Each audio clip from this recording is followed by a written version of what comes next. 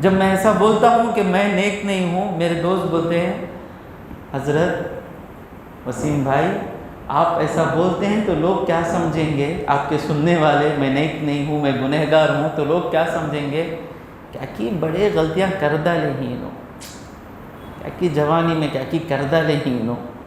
میں بولا کیا تبھی سمجھ لے کو جان دے، اپنے آپ کو نیک سمجھنا گناہ ہے۔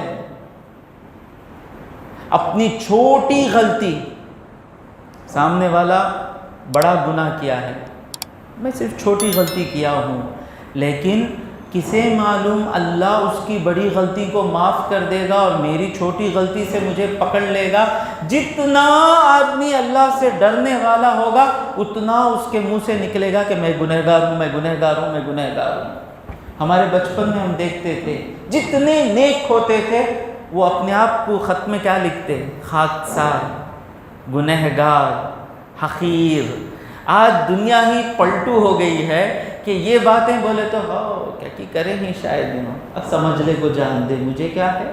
تو خیر جب یہ آیت آتی ہے تو ہم کو ڈر لگتا ہے کہ ہم بیان کرنا چھوڑ دیں گے، کیونکہ حدیث سنیں، حضور اکرم صلی اللہ علیہ وسلم فرماتے ہیں معراج کی رات میرا گزر ایسے لوگوں پر سے ہوا تقرض شفاہہم بمقارض، ان کے ہونٹوں کو خینچیوں سے کاٹا جا رہا تھا، عذاب ہو رہا ہے، ہونٹ کاٹے جاتے پھر برابر ہو جاتے، پھر کاٹے جاتے، پھر کاٹے جاتے۔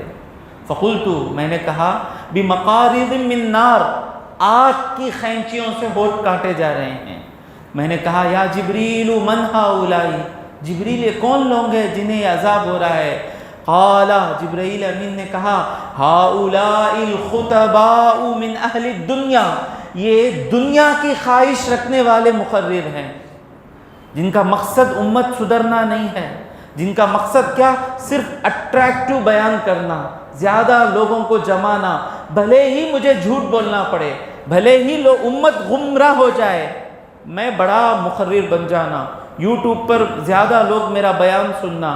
آج یوٹیوب پر کس کے بیان زیادہ سنے جاتے ہیں؟ جو حضرت امیر معاویہ رضی اللہ تعالیٰ عنہ کو گالی بکتا ہے اس کے ویوز زیادہ ہیں، جو صحابہ کو برا کہتا ہے اسے لوگ زیادہ سنتے ہیں۔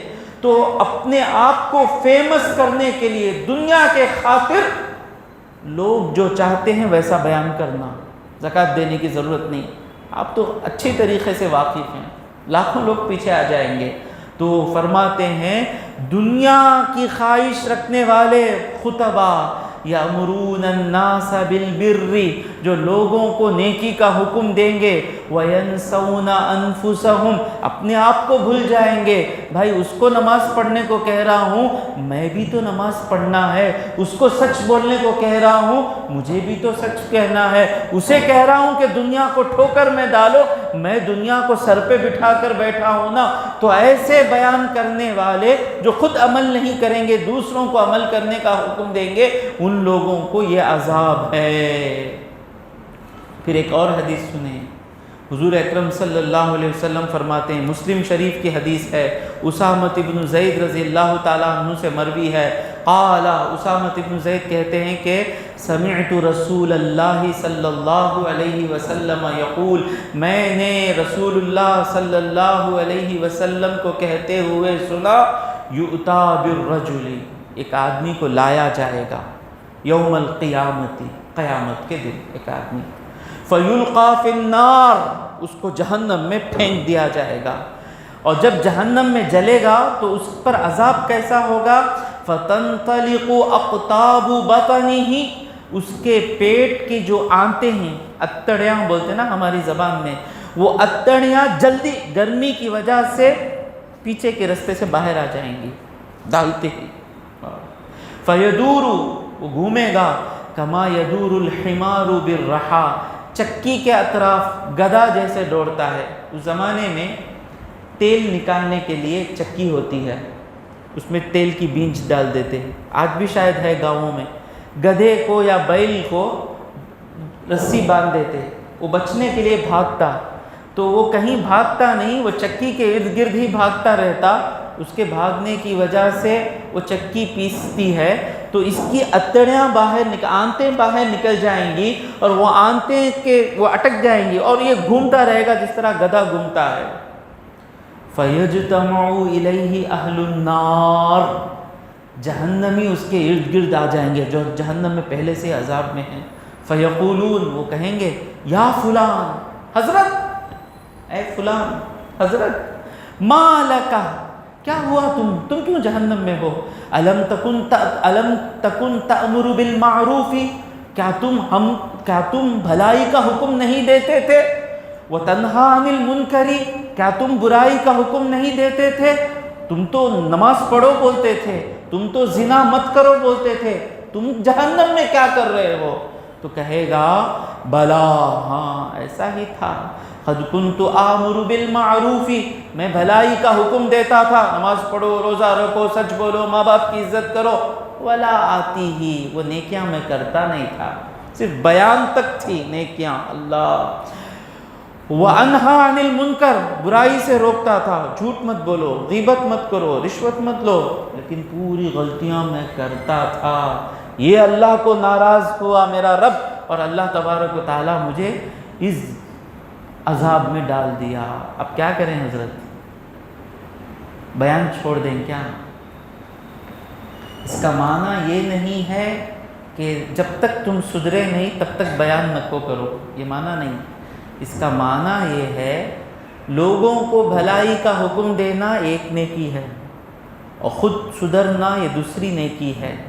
تو لوگوں کو بھلائی کا حکم دے رہے ہو لیکن خود کو نہیں سدھار رہے ہو نا. حکم دیتے ہوئے خود کو نہیں سدھارے اس لیے عذاب ہے، حکم دینے کے لیے عذاب نہیں ہے. سمجھ رہے ہیں مطلب کیا؟ دوسرا غلطی کرتا ہے تو اسے معلوم نہیں ہے غلطی کرتا ہے، تم کو اتنا معلوم ہے کہ تم پڑھ کر دوسروں کو نصیحت کرنے کے لیول تک تم کو معلوم ہے، وہ کام ہو گیا، اچھا کام ہو گیا. لیکن اتنا جاننے کے باوجود تم سدھرے نہیں اس لیے تم کو عذاب ہے. فرق سمجھ میں آ رہا ہے نا؟ تو یہ نہیں کہ میں سدھرنے کے بعد ہی بیان کروں گا. کوئی آدمی کتنا بھی سدھر جائے وہ کہہ سکتا ہے کہ میں سدھر گیا؟ کوئی نہیں بولے گا کہ میں سدھر گیا. تو کرنا کیا ہے؟ غور سے سنیں. حسن بصری رحمۃ اللہ علیہ نے حضرت مطرف بن عبداللہ سے کہا اصحابک تمہارے ساتھیوں کو نصیحت کرو. تو یہ جو مطرف ہے مطرف یہ کہتے ہیں انی اخاف میں ڈرتا ہوں ان اقول ما لا افعل جو میں نہیں کرتا اس کا حکم دینے سے نصیحت کرنے سے میں ڈرتا ہوں. قال حسن بصری کہتے ہیں یرحمک اللہ اللہ تم پر رحم کرے. وَأَيُّنَا يَفْعَلُ مَا يَقُولُ ہم میں کون ہے جو جس چیز کا حکم دیتا ہے اسے پرفیکٹ کرنے والا کون ہے. اسی لیے ہم دیکھیں گے کہ اللہ والوں کے بیان میں تم سدھرو نہیں آتا، منہ میں کیا آتا ہے؟ ہم سدھرنا، ہمیں نماز پڑھنا ہے، ہمیں ماں باپ کی غور کریں. کیا تم ایسے ویسا نہیں نکلے گا. آج ہم کیسے ہیں، ہم کیا کر رہے ہیں، تو وہ لوگ تم نہیں بولتے ہم بولتے ہیں. تو کہتے ہیں کہ کون ہے ہم میں سے جو پورا سدھرنے کے بعد بیان کرا، تو کون بیان کرنے کے لیے باقی رہے گا؟ اب یہ رہا علماء.